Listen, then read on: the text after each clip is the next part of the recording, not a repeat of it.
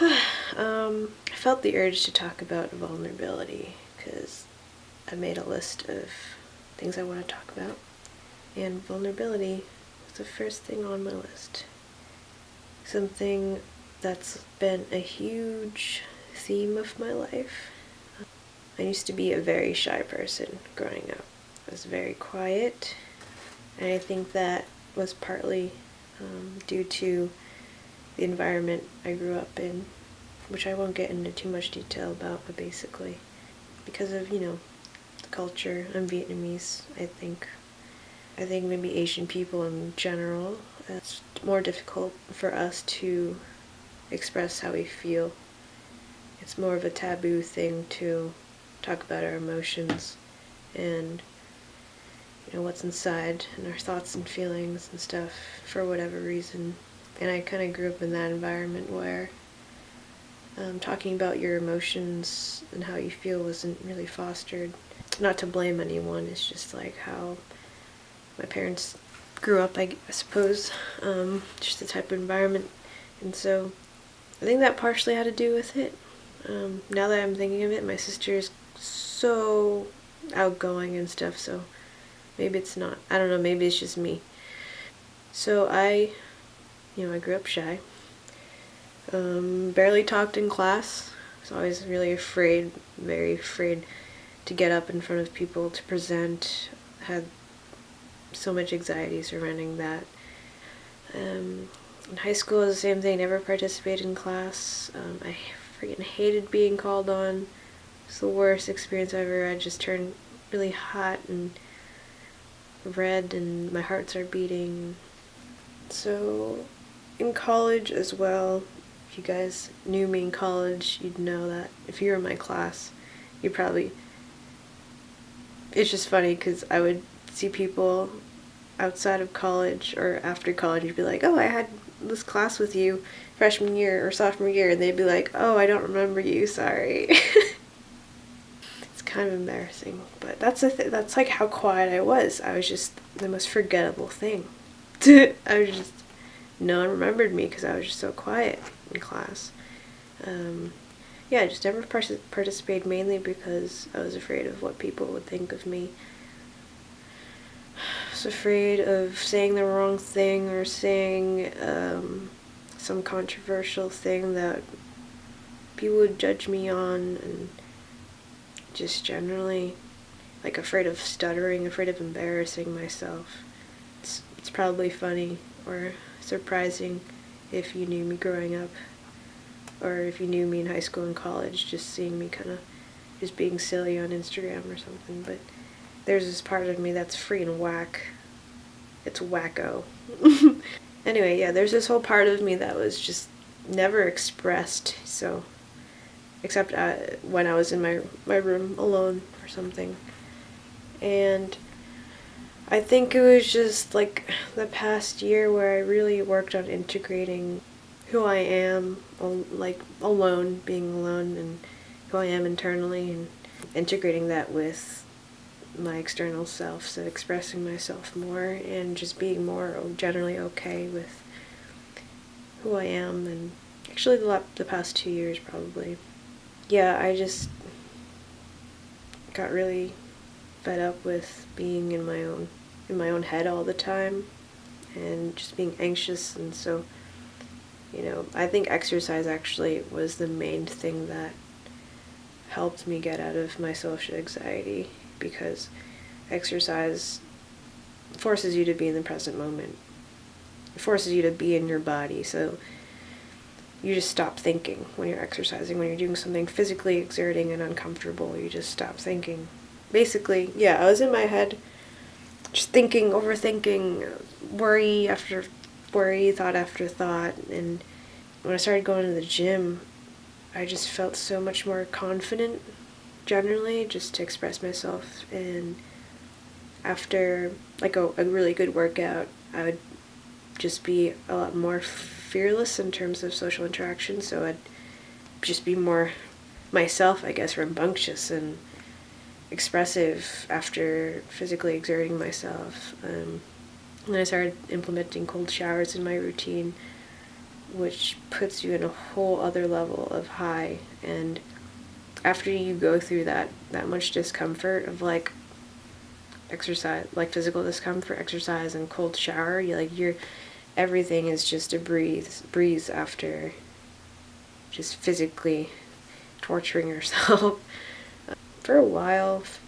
I don't know exactly how long, maybe a few months or so. I used exercise and cold showers as a tool, or a thing that would facilitate, being more confident in myself, and just made me feel more accomplished, and like getting something uncomfortable. Like nothing can be more uncomfortable than a cold shower. Like I guess the logic is like social interaction stopped making me as uncomfortable because I already felt uncomfortable, like putting myself through that physical pain, if that makes sense. You know what I mean? It's like I said, if you have a morning routine, get all the uncomfortable things out of the way first, because you've already like completed so many things in the beginning of the day that you just feel good about yourself. It gives you more confidence to just tackle the day. But anyway, vulnerability, right? Yeah, so exercise helps me just open up to the world a lot more. And I guess especially Muay Thai, because after Muay Thai, like 2 hours of training takes a huge friggin', say toll. Sometimes it takes like a huge toll on my body, but basically it takes a toll on my body. But after that 2 hours, you just feel this rush, this reward that feels so freaking incredible, and more confident in myself, and especially feeling myself getting stronger and better and getting like the technique down. So as I started doing that, and I started eating healthier and started just being more conscious about, my mental, emotional, physical well-being, my health, and all that stuff, my anxiety slowly and surely went away. I do still have a bit of anxiety.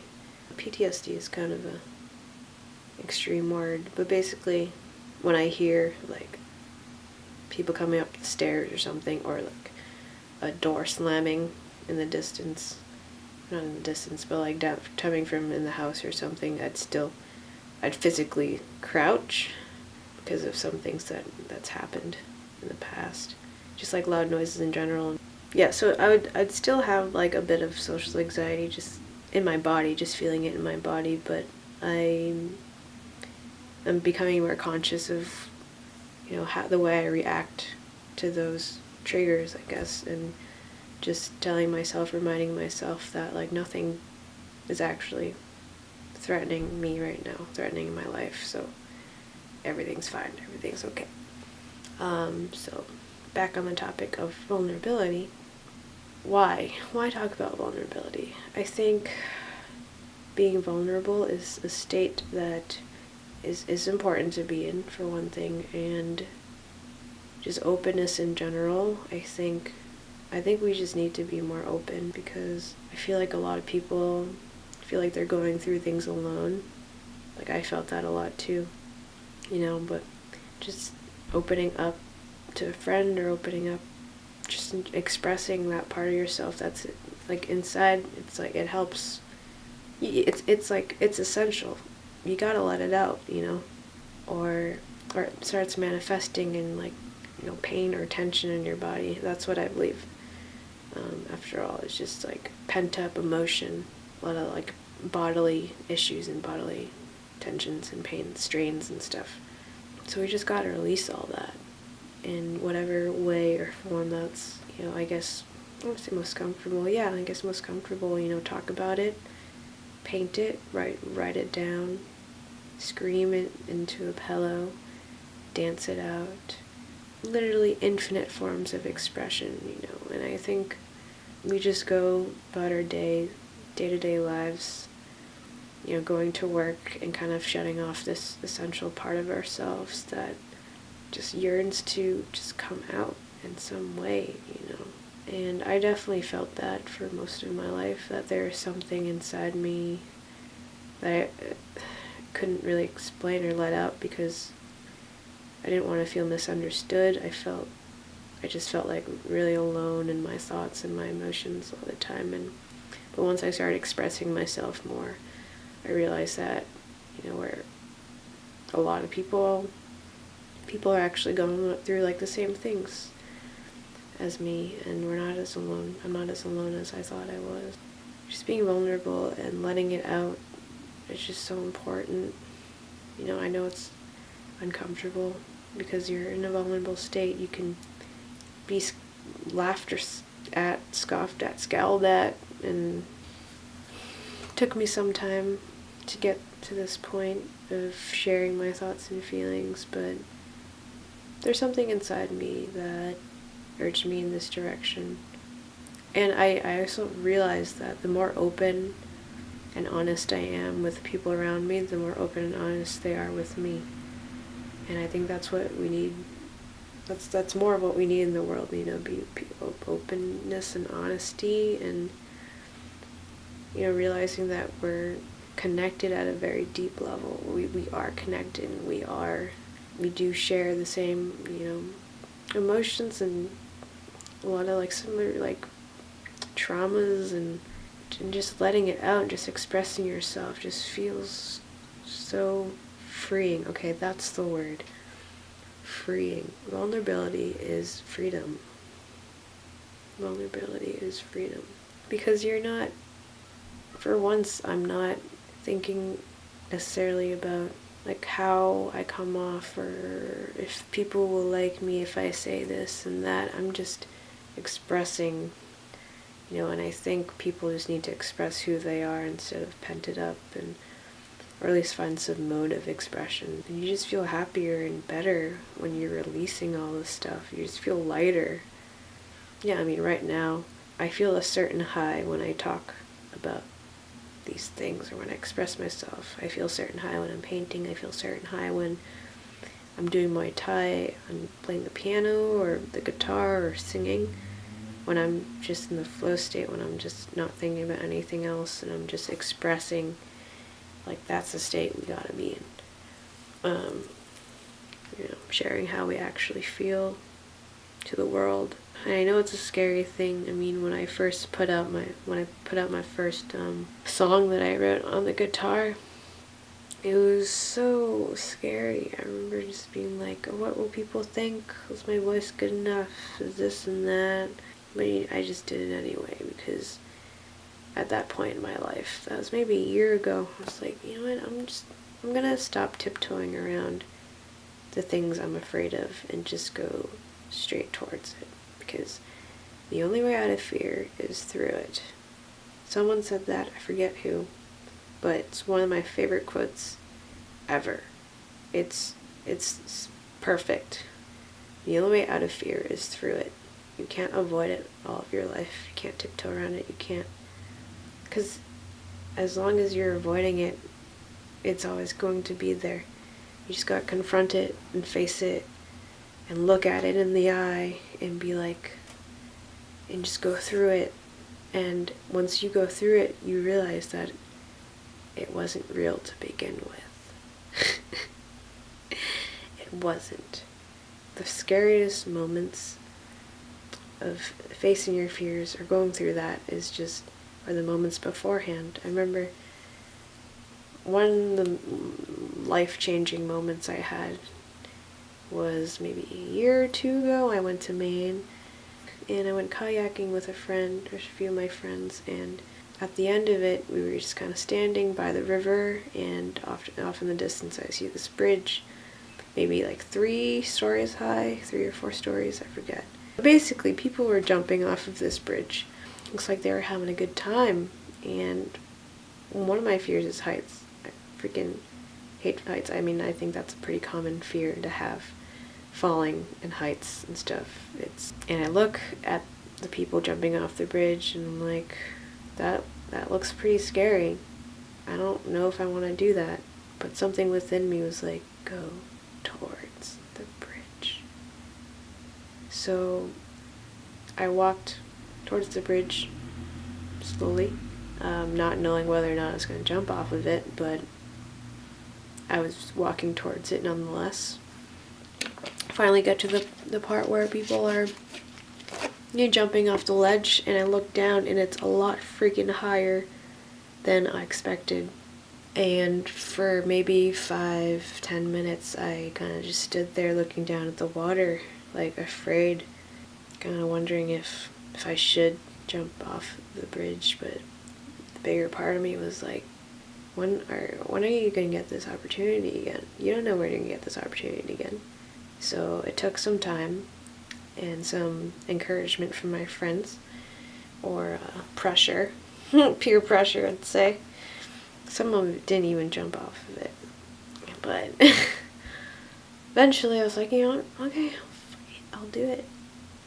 And I climbed on, like, over the ledge, and I looked down, and my heart was beating out of my chest, and I was looking down, and I was looking up, and I was looking down, and I was like, I don't want to do this, I'm breathing heavily. And then my friends started counting down from like 5 or something. They were like 5, 4, 3, and then I just was like, okay, fine. And I stepped, and then I, dropped into the river. And I remember thinking I wasn't really thinking while I was dropping, but I was dropping, and it's like, well, it's happening. Can't do anything about it now. It's happening. I can't reverse time and go back up on the bridge. It's happening, so... And I plopped right in the river, and I think I plopped, what's the word? I don't know. I was pretty deep in the water, and, I swam up, and I'm like, holy shit, I'm alive. Then I climb out of the river, and I felt this high, that same high you get, such a rewarding rush of freaking endorphins and dopamine, whatever freaking chemicals that make you feel high. Oh my god, it was so rewarding. It was so rewarding just being able to conquer that fear.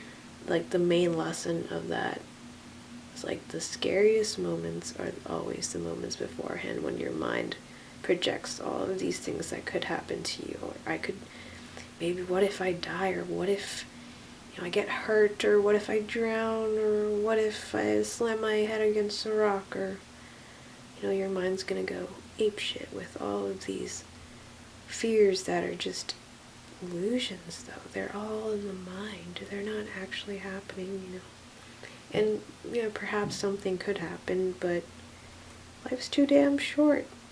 Just gotta experience, so don't avoid what you're afraid of, Maybe make a list tonight and list all the things you're afraid of, whether it be heights or public speaking, or, that's something I'm definitely not ready for yet, but something I'd like to check off my list. Afraid of confronting someone, perhaps.